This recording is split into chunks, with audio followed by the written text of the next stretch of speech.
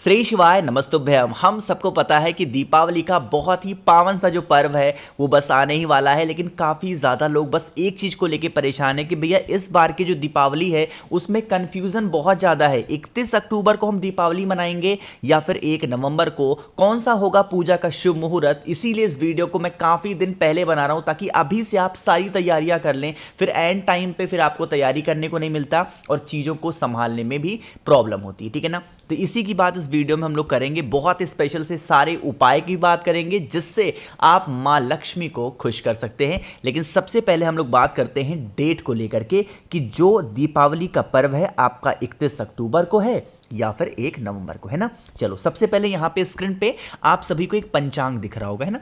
देखो पंचांग को हम लोग सबसे पहले पढ़ते हैं ताकि चीजें आपको आसानी से क्लियर हो जाएं।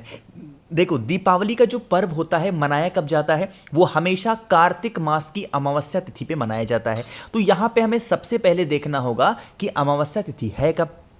देखो यहां पे क्या लिखा है, कृष्ण पक्ष की अमावस्या तिथि 31 अक्टूबर को शाम को लग रही है 3:53 पे, और ये रहेगी आपकी 1 नवंबर को शाम को 6:16। मैंने आपसे कहा था कि जो तिथि सूर्योदय के समय होती है वही तिथि मानी जाती है हमारे हिंदू धर्म के हिसाब से, हमारे सनातन धर्म के हिसाब से। लेकिन मैंने आपको यह भी बताया था कि जो पूजा रात की होती है फिर वहां पे हम क्या देखते हैं, सूर्योदय का समय नहीं देखते, फिर हम देखते हैं कि रात में कौन सी तिथि पड़ रही है। अमावस्या कब मानी जाती है, रात में ही तो मानी जाती है अमावस्या की रात। तो हमें देखना होगा कि रात में अमावस्या कब है, 31 तारीख को है या 1 तारीख को है। देखो 31 अक्टूबर को शाम को तो लग जा रही है, 4 ही बजे तो लग रही है अमावस्या। इसका मतलब 31 तारीख को रात में अमावस्या रहेगी, जबकि 1 नवंबर को शाम को ही 6:16 पे खत्म हो जाएगी। इसका मतलब इससे यह साफ हो जाता है कि जो हम लोग का सनातन धर्म का, हिंदू धर्म का जो दीपावली का पावन सा पर्व है वो कब मनाया जाएगा, 31 अक्टूबर को दीपावली का पावन पर्व मनाया जाएगा, क्योंकि इसी दिन है कृष्ण पक्ष की अमावस्या तिथि, है ना। डेट क्लियर हुआ आपको पूरा प्रूफ के साथ पे, और हर एक चीजों को समझा करके मैंने आपको समझा दिया कि आखिर में दीपावली का पर्व कब होगा, है ना।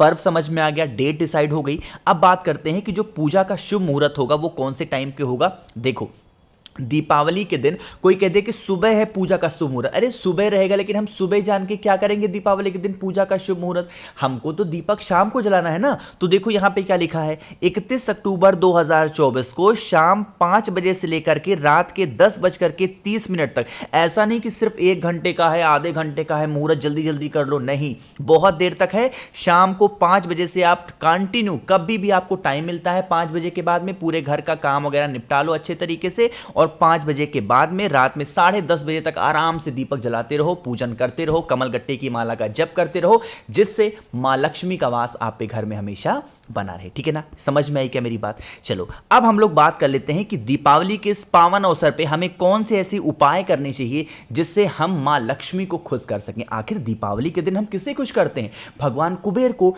मां लक्ष्मी को, तो उसी उपाय की बात करते हैं। ठीक है ना। देखो सबसे पहले यहां पे आपको लेना होगा एक पान का पत्ता। जितने उपाय बता रहा हूं, एक कॉपी ले लो, एक पेन ले लो, सारी चीजों को नोट करिएगा, है ना। एक पान का पत्ता लो। पान के पत्ते को जब लोगे तो आप जब खरीदने जाओगे ना तो यहां आगे ऐसे डंडी लगी रहेगी पान के पत्ते में, है ना। आपको 2 काम करना है पान के पत्ते के साथ में। सबसे पहला काम तो ये करना है कि जो आगे की डंडी लगी होगी इसको तोड़ के फेंक देना, है ना। और जो पान के पत्ते में ये आगे नुकीला पोर्शन होता है इसको भी हल्का सा तोड़ देना, क्योंकि ये जब लगा होता है तो इससे दोष लगता है। इन आगे पीछे के दोनों पोर्शन को थोड़ा थोड़ा तोड़ देना, है ना। पान का पत्ता तो ले लिया, साथ ही साथ आपको जरूरत पड़ेगी इस तरीके से शहद की। देखो बहुत ज्यादा नहीं लेना है ना, थोड़ा सा 2-4 बूंद शहद की लेंगे।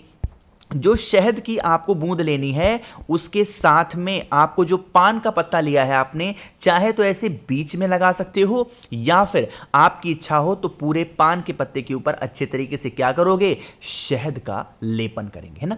शहद का लेपन किया हुआ यह पान का पत्ता आपके घर में, कहीं बाहर मत जाना आप ढूंढने, नहीं, आपके घर में जो देवी माता की फोटो हो, मूर्ति हो, प्रतिमा हो, कुछ भी हो देवी माता का यानी कि मां लक्ष्मी का, उनके सामने लेकर के जाना है और उस पान के पत्ते को ऐसे रख देना, है ना। मेरी बात सुनिएगा ध्यान से।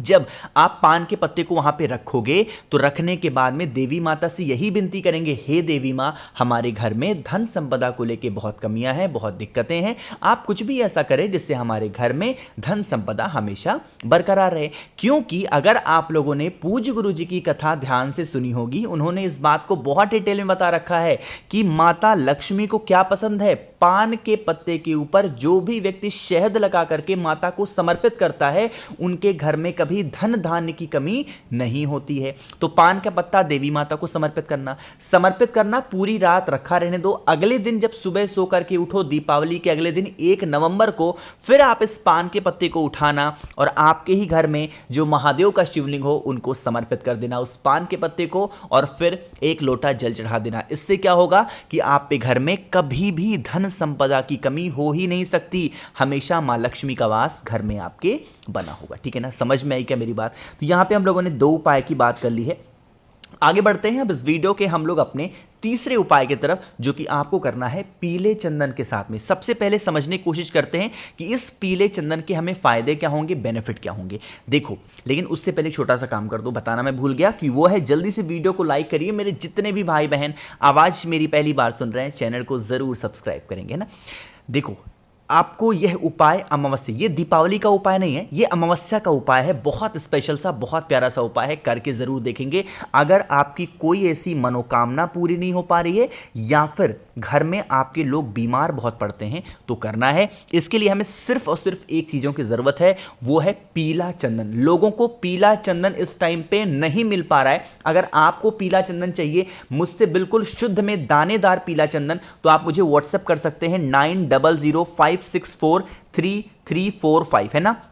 एक ऑफर भी चल रहा है इस टाइम पे, आपको पता होगा कि अगर आप 7 मुखी रुद्राक्ष या 9 मुखी रुद्राक्ष, इनमें से कोई भी एक रुद्राक्ष लेते हैं तो इसके साथ में आपको 5 मुखी रुद्राक्ष फ्री दे रहा हूं, प्लस कमल गट्टे की माला।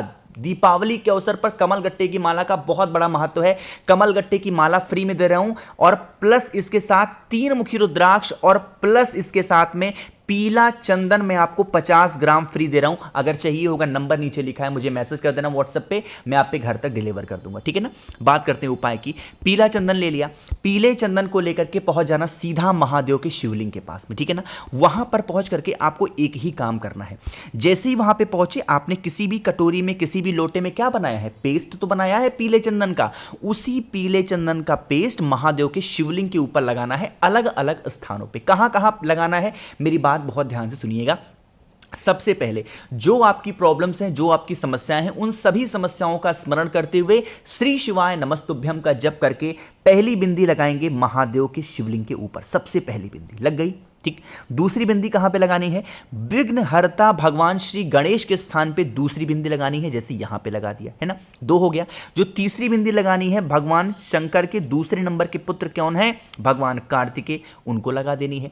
चौथी बिंदी कहां पे लगानी है, भगवान शंकर के सबसे प्रिय पुत्री जिनका नाम है माता अशोक सुंदरी, उनके स्थान पे लगा देनी है। 4 हो गए। जो 5वीं बिंदी आपको लगानी है, कहां पे लगाओगे, माता के हस्त कमल पर, जिसे हम लोग प्यार से कटी भाग बोलते हैं। 5 हो गई। जो 6वीं बिंदी आपको लगानी है, वो लगानी है जिस स्थान से जल नीचे गिरने ही वाला होता है, बिल्कुल एंड पॉइंट पे 6वीं बिंदी लगानी है। और अगर यह उपाय आप अपने घर पे कर रहे हो, मेरी बात सुनिएगा यहां पे बहुत ध्यान से, अगर यह उपाय